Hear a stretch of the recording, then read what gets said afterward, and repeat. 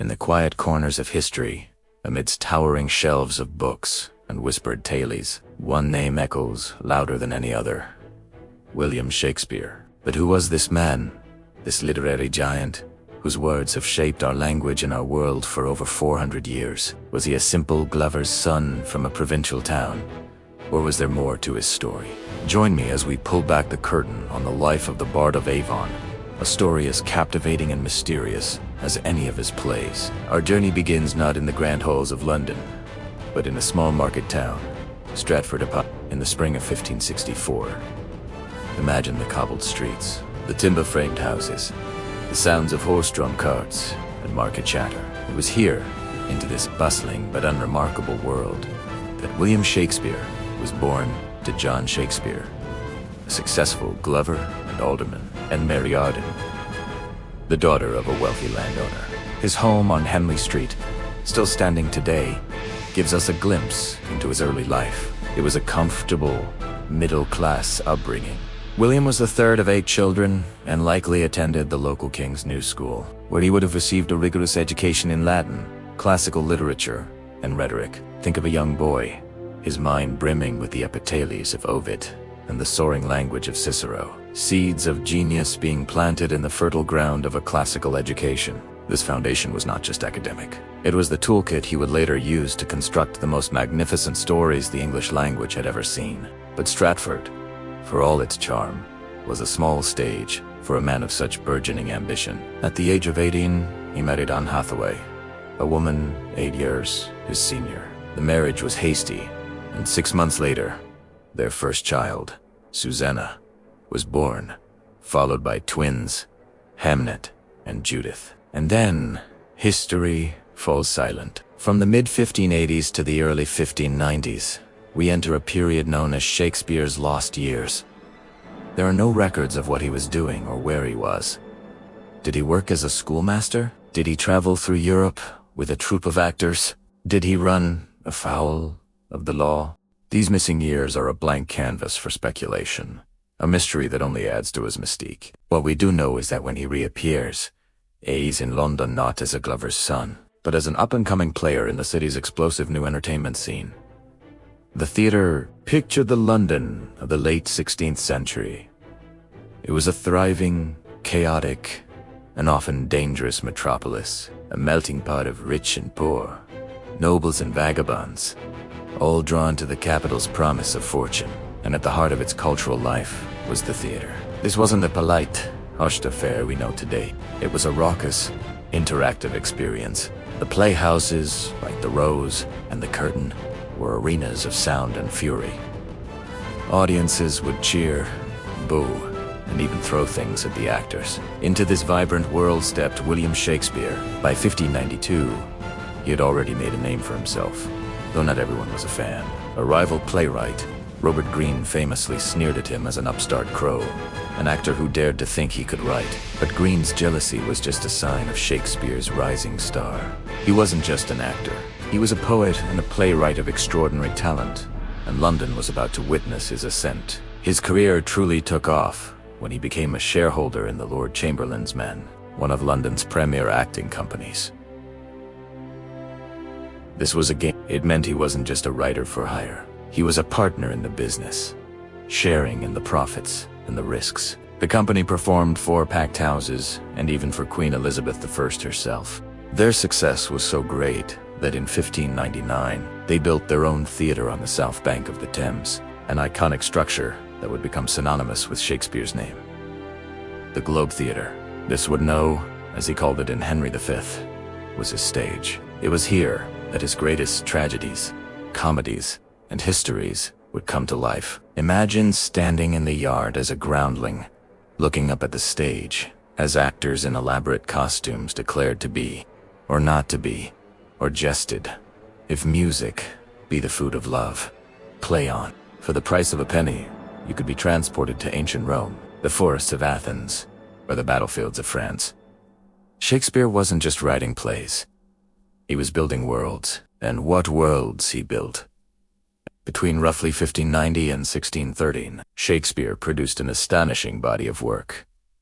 At least 38 plays, 154 sonnets, and several long narrative poems. He mastered every genre. He gave us the heart-wrenching tragedy of Romeo and Juliet, the psychological complexity of Hamlet, the dark ambition of Macbeth, and the magical fantasy of A Midsummer Night's Dream.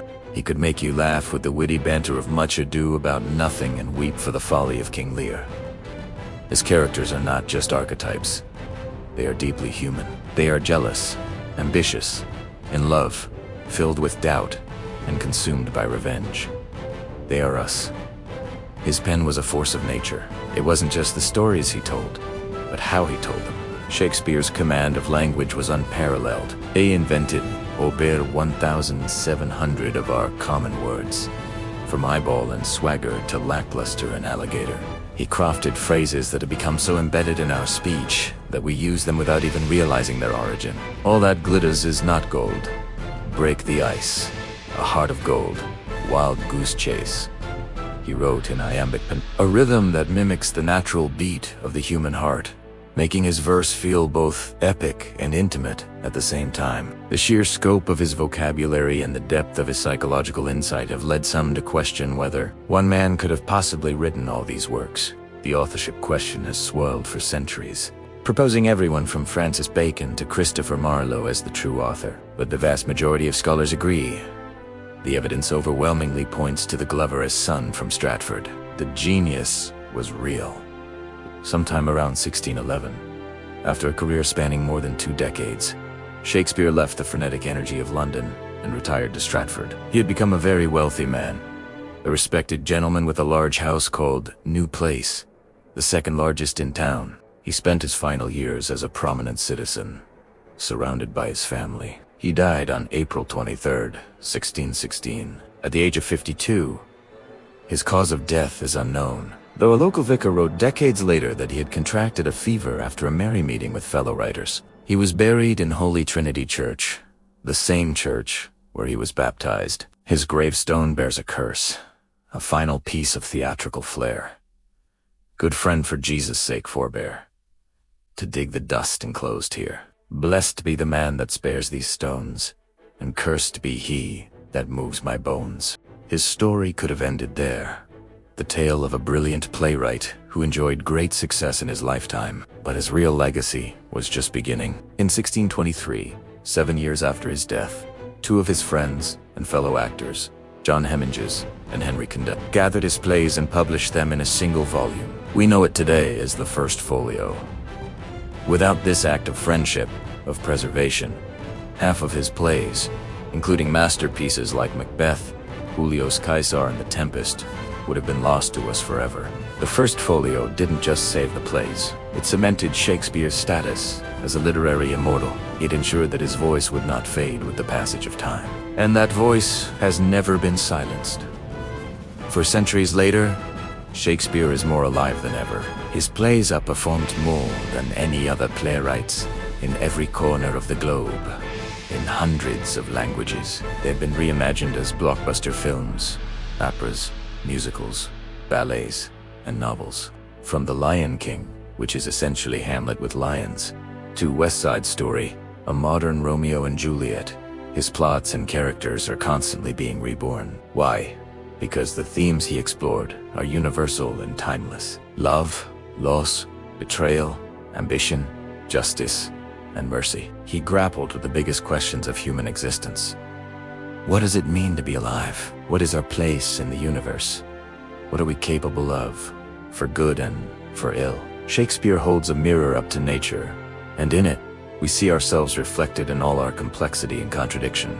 He teaches us empathy, allowing us to walk in the shoes of kings and fools, lovers and villains. He expands our understanding of the human heart and pushes the boundaries of our imagination. So, the next time you hear a line from Shakespeare or see one of his plays, remember the man behind the words, the boy from Stratford who learned his Latin and fell in love with stories, the ambitious young man who vanished for years only to emerge as a star in London, the master craftsman who built a theater and filled it with magic, the genius whose legacy is not written in stone, but in the living, breathing words that continue to inspire, challenge, and entertain us.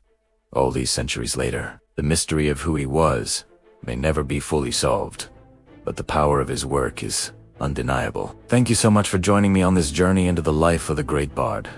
If you enjoyed this exploration of history and literature, be sure to hit that like button and subscribe for more deep dives into the lives of fascinating figures. Let me know in the comments which of Shakespeare's plays is your favorite. Until next time, stay curious.